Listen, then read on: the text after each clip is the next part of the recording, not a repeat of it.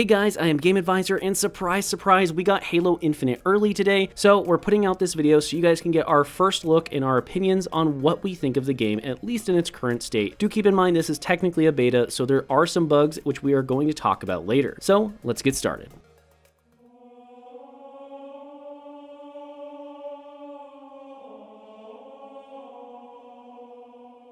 First up, let's talk about the different game modes. We are currently at this point in time able to do a tutorial, play quick play big team battle, play ranked, and play against bots. As far as bots and ranked go, this is basically what you would normally expect. You're either playing against AI that's not exactly the brightest in the world, or you're playing against other players for rank in a 4v4 style gameplay. Big team battle and quick play, however, bring us new game modes to play. So let's go ahead and talk about that. Big team battle has two for us, which is total control and stockpile. In total control, you'll have 3 different points in which you'll need to capture point A, B, and C. Once your team has all 3, you will then score a point, and after getting 3 points, you will then win the game. There is a timer, so this doesn't go forever, because that did happen in one game where neither team really got more than 1 point in about 15 minutes. So just keep in mind there is a time limit and the games won't last forever. The other new mode is stockpile. Stockpile is kind of like capture the flag in a way, but not quite. You have these energy cell things you have to grab, and after capturing 5 of them and bringing them back to your base, plugging them in, you will then score 1 point, and again, first to 3 will win. These will periodically continue to spawn throughout the game, but just keep in mind there is a limited amount of them, so if you happen to have none left on the map, you can always go and steal them from your enemy team. However, once you've got 5 plugged in, you will score that point and those 5 will disappear from the game.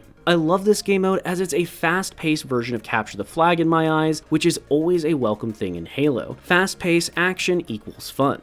Now, as far as quick play goes, you've got your Slayer, your Capture the Flag, and Oddball, as well as the other little things you might expect to find. Halo Infinite also introduces us to several new weapons. There are many of these that I don't really want to spoil for you guys. Just know some of them are absolutely awesome, while others are kind of lame. Just to give you an example, one of the lamer ones for me was the Commando Rifle, as it's basically a hybrid between the Assault Rifle and the Battle Rifle, and it just didn't really feel that good to play. I know that other people may feel differently about it, but in my experience at this point in time, it just doesn't feel very fun to use. Now, we have to mention some of the bad stuff too, and what we're talking about here are the bugs and the pay for cosmetics. I understand Halo Infinite is a free-to-play game, but to me, the cosmetics is one of the best part of the older games. There's nothing like walking into a level and seeing someone with this awesome ghost flame helmet that they were only able to get through some special way. Unfortunately though, this has all been removed and basically put into a battle pass. I really don't like this system, but I understand it's free to play and they have to make money somehow. With that being said, they are still making a ton of money off the campaign, so you take some, you leave some. I'll leave it up to you guys whether you think this is a good thing or a bad thing for the game. Personally, I don't like it, but it's up to you at the end of the day as to whether or not you're okay with it. Now, Halo Infinite also has a fair amount of bugs that we definitely have to talk about. Some of these are pretty much game breaking, where you'll have to boot up the game completely differently or shut down your console in order to get back in. For me, this situation happened when I booted into the game. All of a sudden, I couldn't really do anything except move and look around. I couldn't open menus, I couldn't melee, I couldn't shoot, I couldn't pick up equipment, I couldn't get in vehicles, I really couldn't do anything. There are a lot of other bugs people have been running into, but technically this is a beta, to be fair, so it is something that's going to happen.